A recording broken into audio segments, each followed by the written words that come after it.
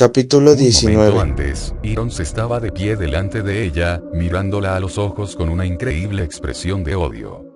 Y un momento después, había desaparecido. Fue arrastrado por el suelo hasta el agujero por un brazo al que apenas logró ver, del que solo distinguió unos músculos goteantes y unas garras de unos 30 centímetros. Desapareció de su vista en un instante, llevándose consigo a Irons hacia la oscuridad inferior.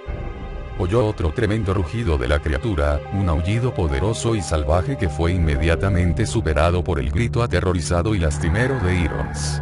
Claire se quedó petrificada por los penetrantes sonidos, incapaz de moverse, mientras los sentimientos de asombro, alivio y miedo recorrían simultáneamente su cuerpo, oyendo los horribles gritos que surgían del agujero abierto y azotaban sus oídos en el frío y tenebroso subterráneo que Irons había creado. Hasta que los gritos fueron interrumpidos por un gorgoteo, un segundo o dos después. Cuando comenzaron los húmedos y rasposos sonidos de carne al ser arrancada y devorada. Claire se movió.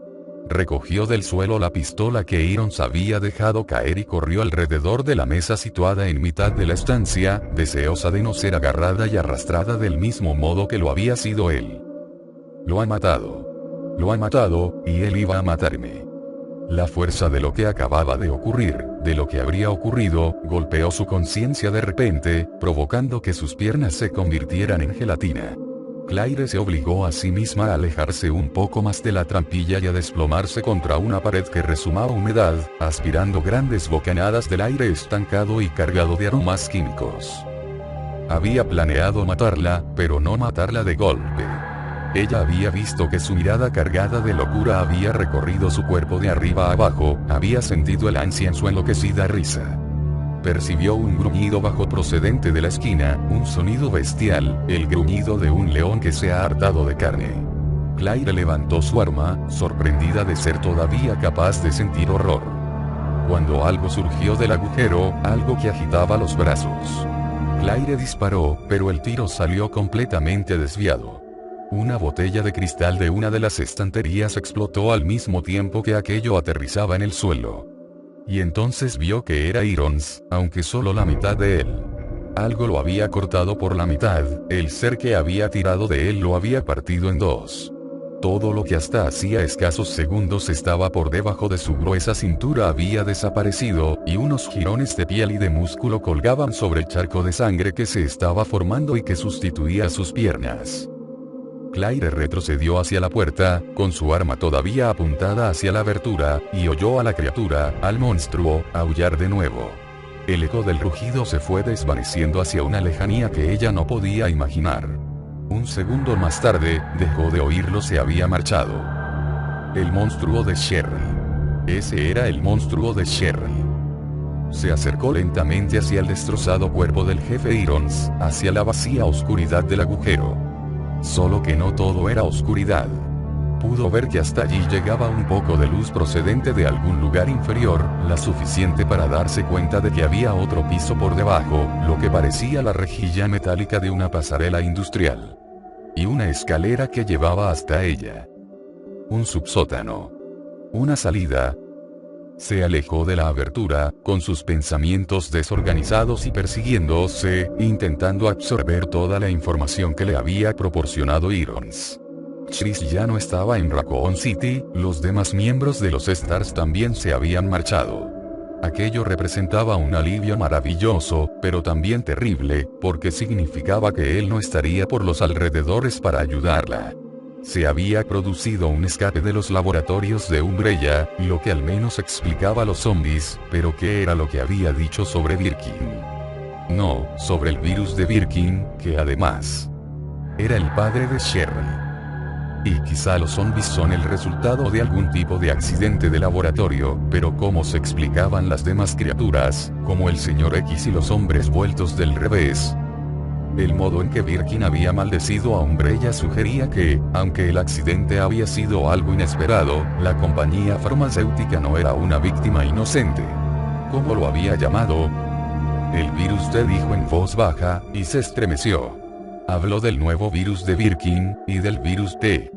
La enfermedad de los zombies tenía un nombre, y no se pone un nombre a algo a menos que se conozca bien, lo que significaba que no tenía ni idea de lo que quería decir todo aquello. Lo único que sabía era que ella y Sherry tenían que huir de Raccoon City, y que aquel subsótano podía ser una vía de escape. No era un callejón sin salida, eso seguro, porque el monstruo que había matado se había marchado a algún lugar. ¿Y de verdad quieres seguirlo? Con Sherry, además, podría regresar. ¿Y si es cierto que la está buscando? No era una idea muy agradable. Sin embargo, tampoco lo era salir a la calle, y la comisaría ya estaba repleta de Dios sabía qué otras criaturas. Claire comprobó cuánta munición le quedaba al arma que Irons había utilizado para amenazarla. Contó 17 balas. No eran suficientes para repeler a todas las criaturas de la comisaría. Pero sí, quizá, para mantener a raya a un monstruo. Era una posibilidad, pero ella estaba dispuesta a correr el riesgo. Claire inspiró profundamente y luego dejó escapar el aire con lentitud, intentando calmarse. Tenía que mantener sus nervios bajo control, si no por ella, al menos por Sherry. Se dio la vuelta y bajó la vista para contemplar los restos destrozados del jefe de policía. Había sido un modo terrible de morir, pero no logró sentirse triste. Irons había estado dispuesto a violarla y a torturarla, se había reído cuando ella le había suplicado por su vida, y ahora era él quien estaba muerto. No se alegraba por ello, pero tampoco iba a derramar una lágrima por lo ocurrido. Su único sentimiento al respecto era que debía tapar lo que quedaba de él antes de ir en busca de Sherry y bajar de nuevo.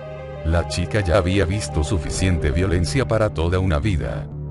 Tú y yo, las dos, chiquilla, pensó Claire con cansancio, y comenzó a mirar a su alrededor en busca de alguna tela suficientemente grande para cubrir el cadáver del jefe Irons. León la alcanzó en el frío pasillo de estilo industrial que llevaba a la entrada de las alcantarillas, a unos cuantos pasos del subsótano inundado. Ada había echado a correr para adelantarse a él y poder colocar las llaves que les permitirían acceder a las alcantarillas. No quería tener que explicarle cómo las había conseguido. Apenas le había dado tiempo a arrojarlas a un cuarto de calderas antes de que las botas del policía resonaran en los peldaños metálicos a su espalda. Al menos, no tengo que fingir que tengo que recuperar el aliento. Ada se dio cuenta por su expresión que tenía que suavizar la situación, así que comenzó a hablar en el mismo instante que él entró en el sombrío pasillo. Siento haber echado a correr, se disculpó mientras le sonreía con nerviosismo. Es que odio las arañas. León frunció el entrecejo y la miró fijamente. Al ver la mirada de sus ojos azules, Ada se dio cuenta de que tendría que hacerlo mucho mejor, que tendría que esforzarse mucho más. Dio un paso hacia él para acercarse un poco, no lo bastante como para invadir su espacio personal, pero sí lo suficiente para que él sintiera el calor de su cuerpo. Mantuvo el contacto visual e inclinó un poco la cabeza hacia atrás para resaltar la diferencia de altura entre ellos dos. Era un pequeño detalle, pero en su experiencia profesional, los hombres por lo general respondían de forma adecuada a los pequeños detalles. Supongo que tengo mucha prisa por salir de aquí, dijo en voz baja, y dejó de sonreír. Espero no haberte preocupado. Él bajó la mirada, pero no antes de que ella advirtiera un destello de interés. Estaba confundido y algo aturdido, pero, desde luego, estaba interesado en ella, por lo que se sorprendió mucho más cuando León dio un paso atrás para alejarse.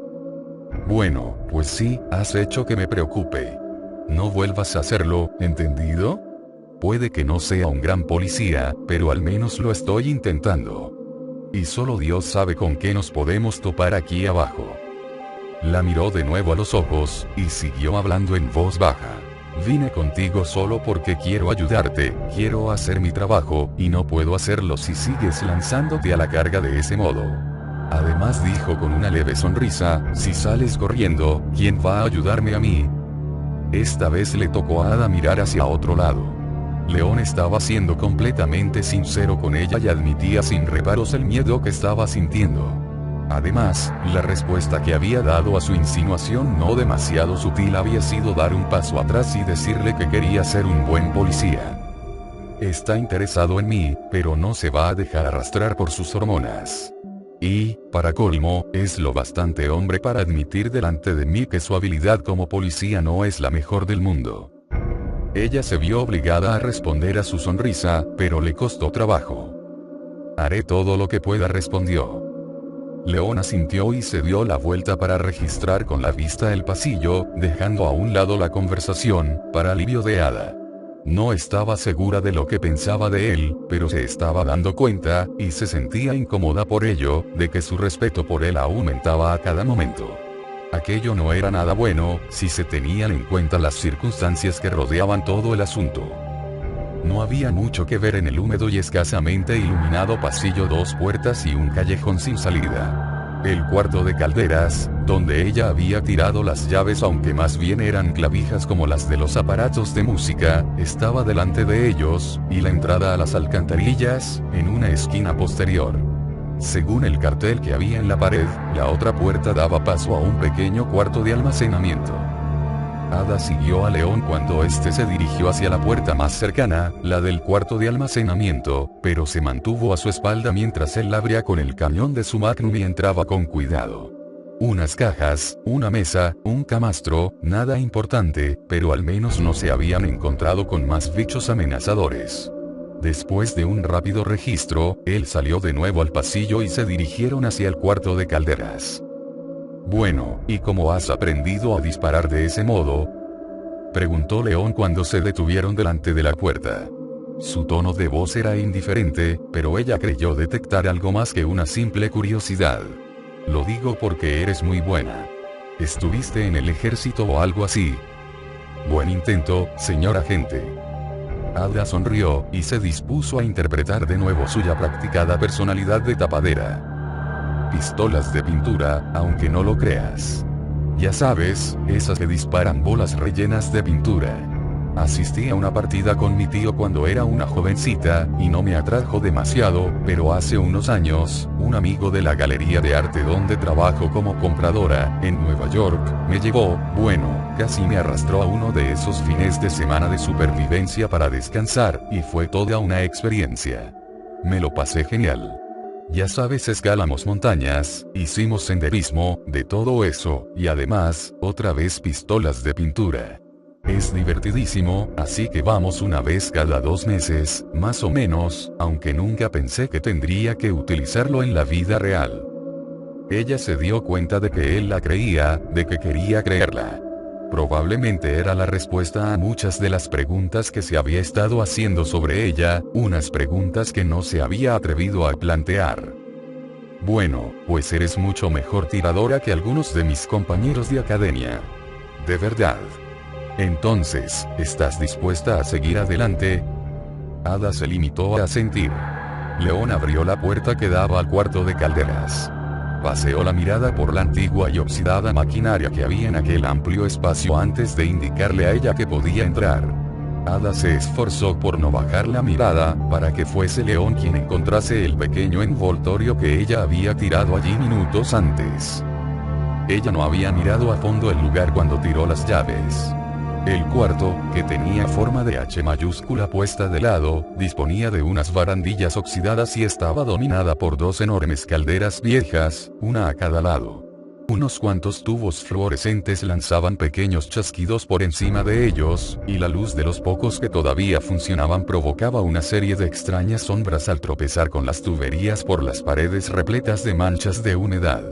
La puerta que llevaba al sistema de alcantarillado estaba en la esquina izquierda más alejada.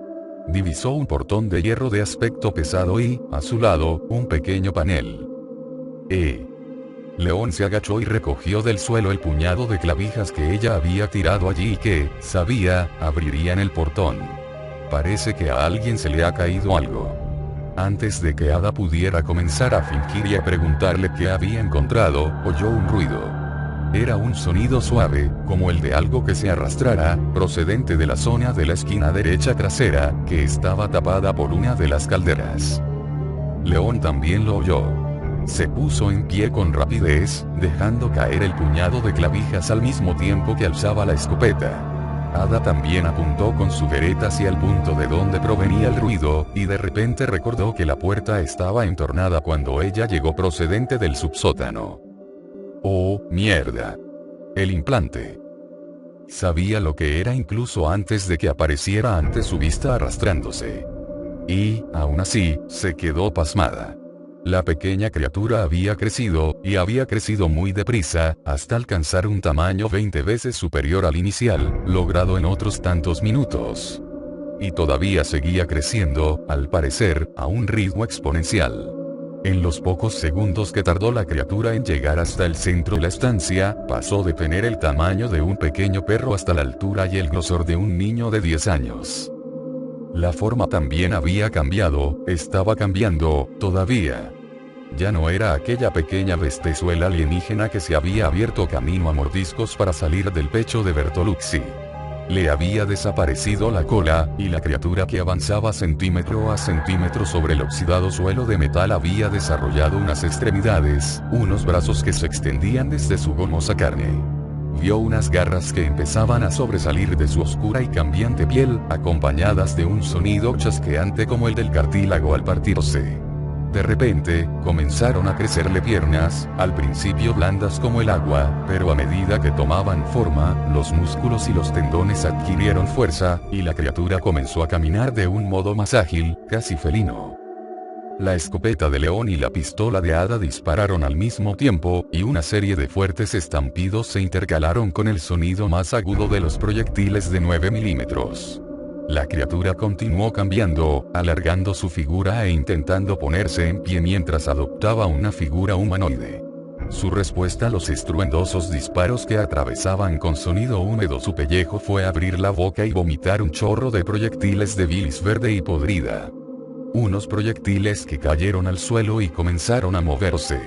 El chorro que había surgido de sus fauces estaba vivo, y la docena de criaturas similares a cangrejos que habían estado semiocultas en el chorro parecían saber con exactitud dónde se encontraba la amenaza a su fétido y mutante progenitor.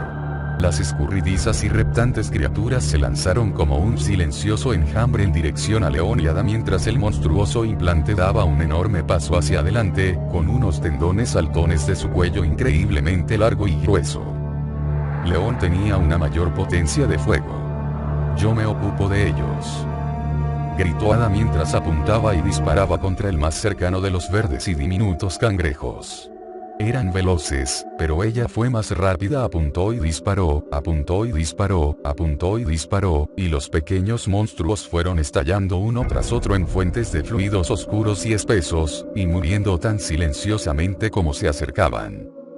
León disparó una y otra vez con la escopeta, pero Ada no podía mirar en su dirección para comprobar cómo le iba con la bestia madre. Quedaban 5 de las pequeñas criaturas, y solo le quedaban 3 balas. Y en ese momento oyó que la escopeta golpeaba el suelo, y el estampido de un tono más grave pero menos potente de los proyectiles de la Magnum de León resonó a través de toda la estancia metálica mientras ella eliminaba a otras 2 criaturas antes de que el percutor golpeara con un chasquido seco sin que le respondiera el sonido de un disparo. Ada soltó la bereta sin pararse a pensar y se tiró al suelo.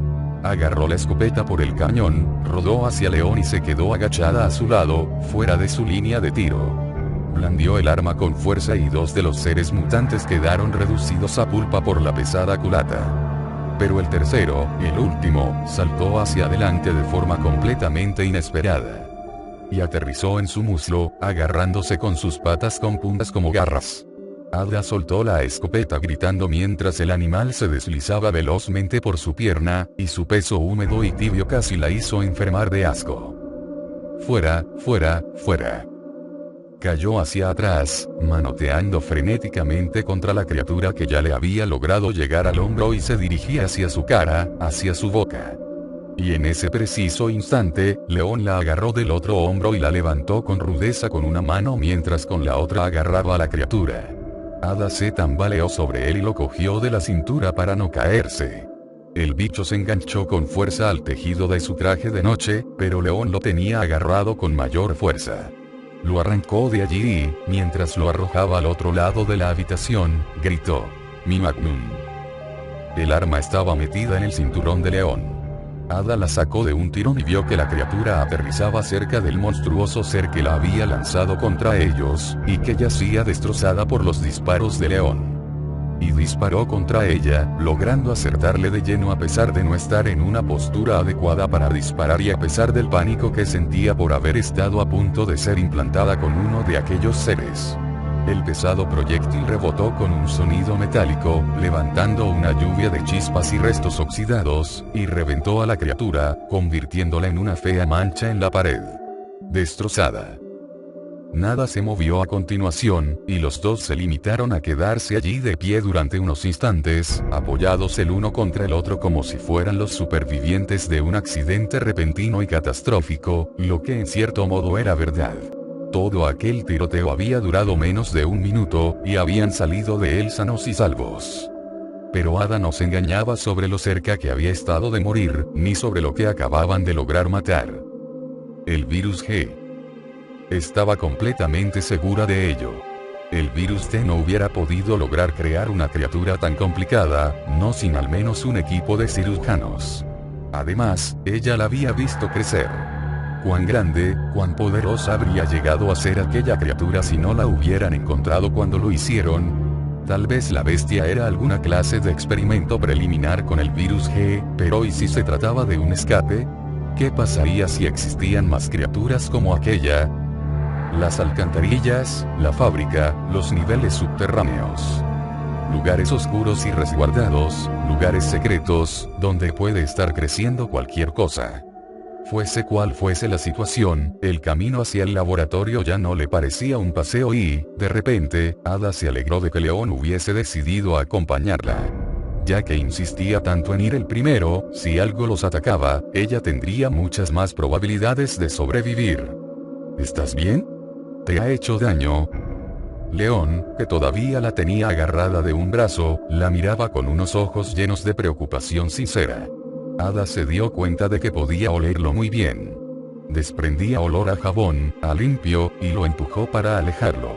Extendió la mano con la que empuñaba la Magnum para devolverle su arma y luego se estiró el vestido. Se dedicó a observarlo con cuidado como si buscara alguna rotura, para no tener que mirarlo. Gracias, pero no tienes por qué preocuparte. Estoy bien.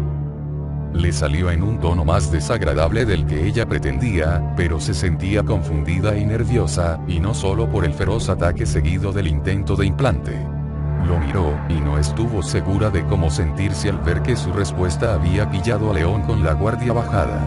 Parpadeó con lentitud, y en su mirada se posó algo parecido a cierta frialdad, lo que indicaba una fuerza de carácter de la que Ada no lo había creído capaz.